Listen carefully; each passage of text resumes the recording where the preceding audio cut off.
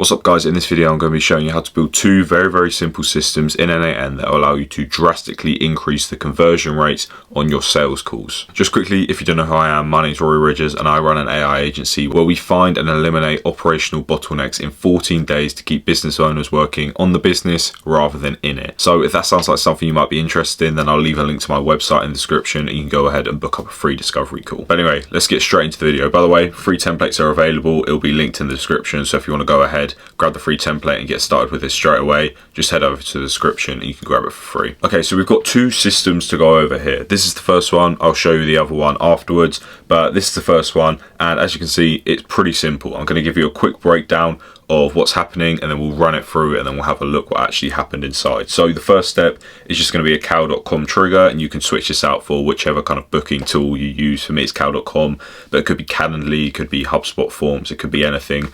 But basically it's just going to trigger this workflow when a new inquiry comes in, when someone books up a call. And then we have an AI agent here. This is why the workflow looks so small, because this AI agent is doing a lot of the heavy lifting. It's connected up to an MCP server, which is connected up to Explorium. And if you don't know what Explorium is, it's basically a platform that just allows you to do all different kinds of research on companies and individuals to get you back all kind of data. It's kind of like Apollo, where it has all of that data on leads and companies that you can access. So this AI agent is just going to research that new lead, research their company, and give us all of the relevant information that we need on them.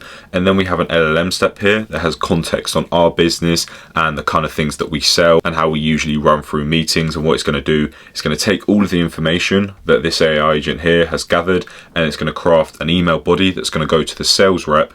And in there, it's just going to have all of the company's details that we wouldn't have got from the inquiry. So things like their location, annual revenue, employee count, industry, that kind of thing. And then it's going to give us a unique sort of analysis on what to focus on the call. So for example, I might say something like, you know, this company has more employees than the type of clients that we usually deal with, so ask these kind of questions on the call, or take the call this kind of direction. It's going to do that with all of the different data points. So it's going to be completely unique email body that's going to prepare the sales team for the calls, so that they know exactly what questions to ask and what direction to take the call. And then this wait node here, basically what this does is this just waits and it makes sure that the email is sent over an hour before the meeting. And you can change this, it's completely up to you. You could do it a day before, you could do it 10 minutes before, 5 minutes before, whatever, but I've done it an hour before. So this brief is going to get sent over to the sales rep an hour before the meeting actually starts. Then of course we actually send this over. So what we're going to do is we're going to hit execute workflow and we're going to do a test event here. So if we come over to our form,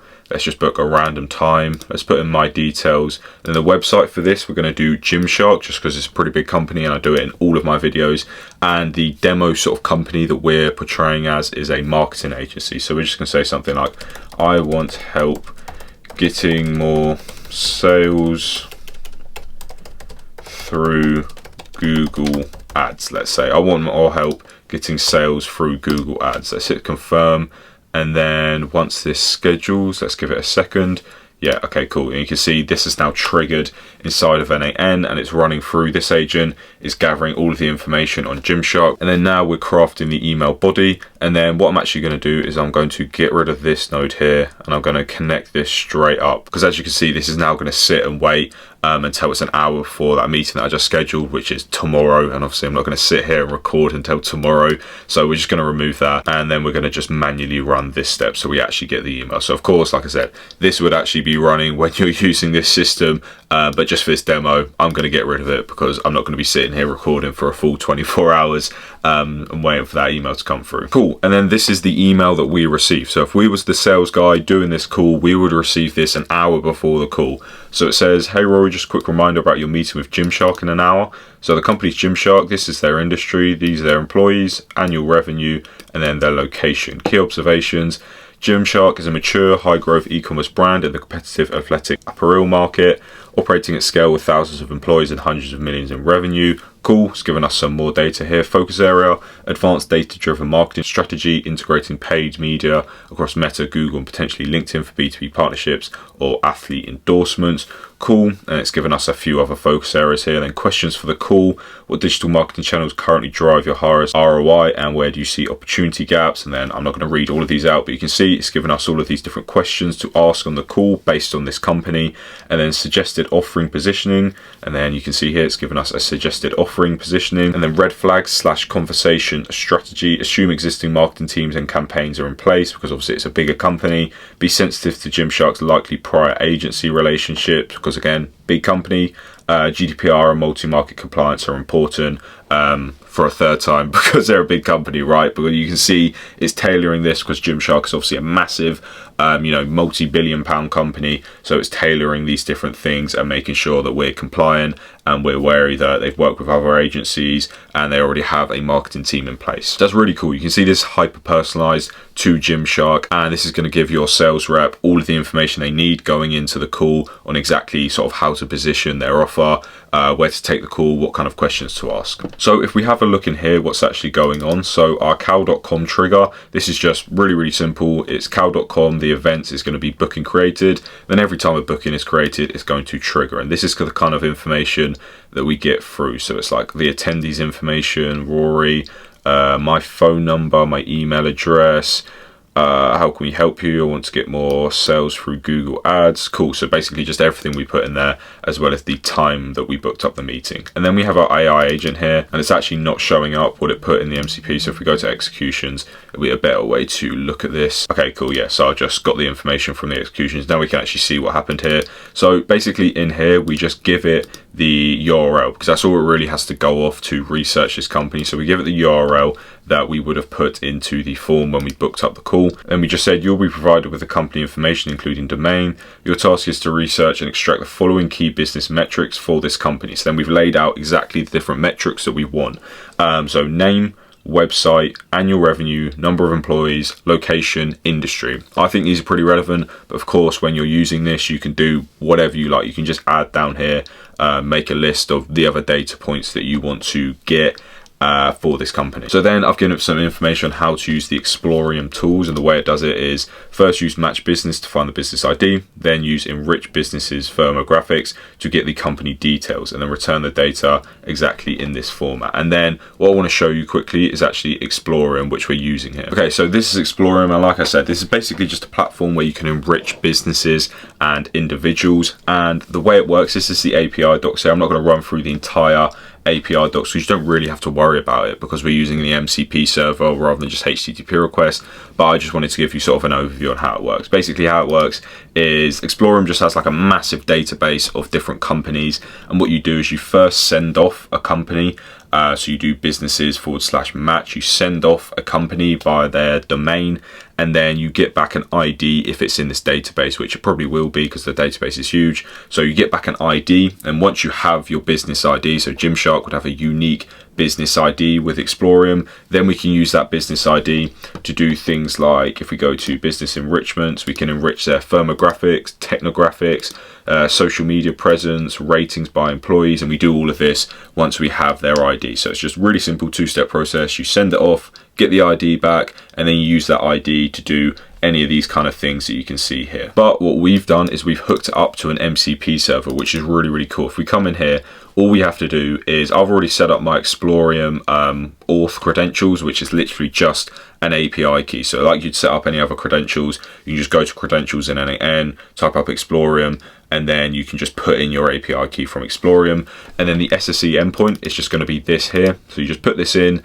link up your authentication. Now it's going to be linked up to your Explorium account. And this is an MCP server. So basically it just means the agent can use it to do whatever it wants inside of Explorium, which is so cool. Means it can do any type of enrichment and pretty much do anything. So like I said earlier, this is why the system looks so small, because this agent is doing so much here. You're able to enrich and get any data using this MCP server, which is awesome. So you can see what it inputted here. It just inputted gymshark.com, and then it would have got back somewhere in here their business ID, and then after that it did the firmographics, so enriched their firmographics, and it got back all of this data. And then the way we get it to output in this structured format like this is we go to require specific output format, flick that on, and then we add down this node here, and then in here we just put an example of how it should look. So name, website, annual revenue, number of employees, location, industry, and then we can just put test values in all of here, and then every single time it's going to actually output it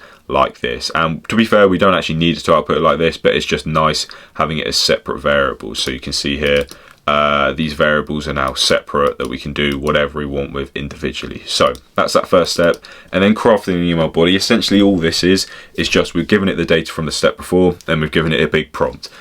So the prompt that we've put in here, the user prompt, is just going to be all of the information from that step before. So name, website, annual revenue, number of employees, location, and then industry. And then we've given it a system prompt down here that just says you are part of a system that sends a detailed summary of a new lead over to the sales rep before they meet with that lead.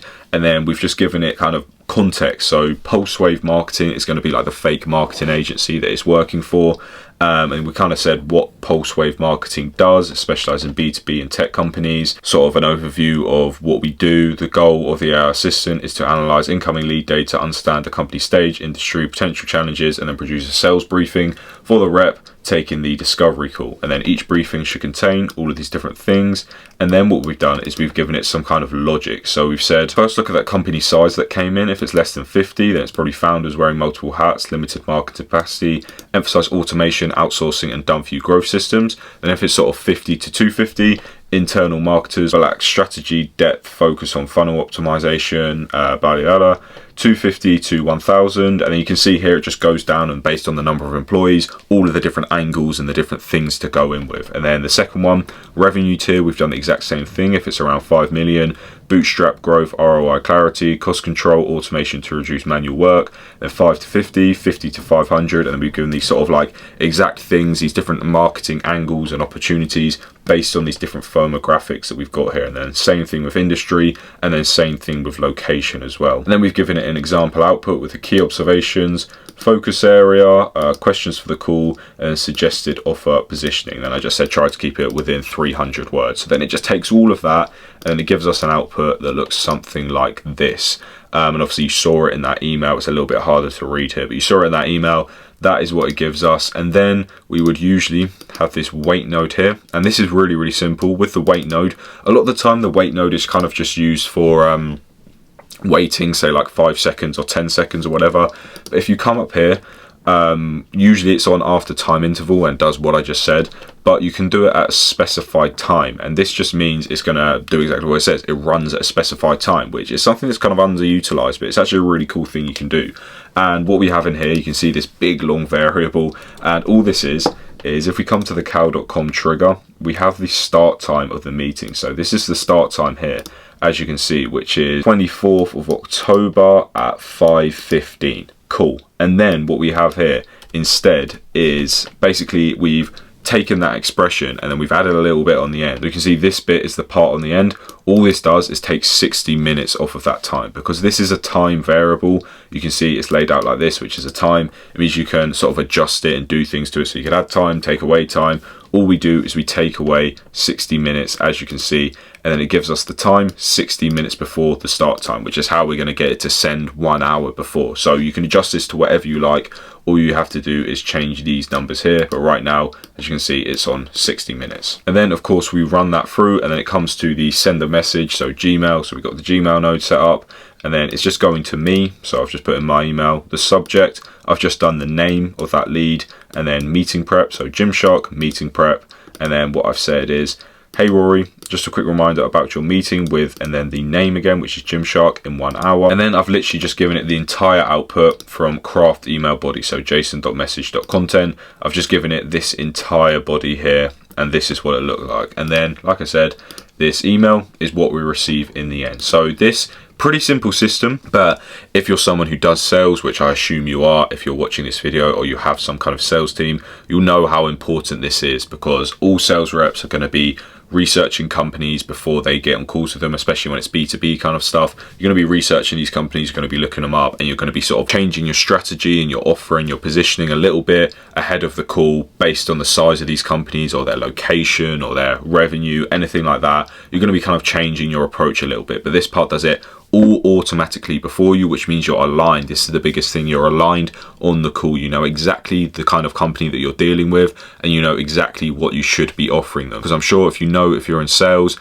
not aligning with your customer or your lead is going to be a massive downfall, and you're going to lose out on so many sales by kind of just offering what you're offering them. Could be great, but it could be something that is just not relevant to them. For example, like if you said with Gymshark, massive company, already has a marketing team in-house, if you was offering them this really good package where you take over their entire marketing operations and you're going to do a really good job, might be a great offer, but for Gymshark that's not really going to be aligned with them because they already have that marketing team in-house, and you wouldn't know that unless you've looked them up. So this does this all automatically for you, sends this brief to make sure you're aligned on that call. Cool. And then the second one is even simpler, which you might be happy about. Both these templates are going to be completely free, by the way, so you don't even have to build any of these. But what this system basically does is it just takes your meeting notes and then it does kind of the reverse of what it does. Before, it was sending you a prep ahead of the meeting, and now after the meeting it's just going to send you over an analysis and some action items and maybe what you could have done different. So same thing again, we're just going to have a brief overview of it, run it through, and then look a little bit more in depth. So we just have a Google Drive trigger because for me, when my meeting notes, I just get them automatically done by Gemini because I use Google Meet. They get added to a Google Drive folder, and then we just extract that information from the Google Doc, and then we just have an agent here with a big prompt in it that we just give it that full transcript or summary, and then it takes all of that information, summarizes it, and then gives us action items, things we could have done different, everything like that, and then it simply sends that over to us. And it's going to happen pretty much instantly after your meeting. So, you know, after you've done the meeting, if you left the call, you've gone and made another coffee, by the time you come back, it's going to be there ready for you. So we're going to run this through quickly. I've done a demo sort of meeting notes that I put in this Google Drive folder, which is what is running through now. So we're just going to let this run through. It's going to send me over an email, and then we'll have a look at it together. Okay, cool. So it's finished running through now, and this is what it gave us. And by the way, this isn't for Gymshark. This is just demo meeting notes for a completely different company for this fake marketing agency. So this is what it said. Subject, Apex Core, call debrief, and next steps. So the company was Apex Core that we had a call with, obviously. Short summary, they've got 420 employees, 65 million ARR, and then a little bit about them. They have basic digital activity. Again, they're deceptive to attribution driven program. Cool.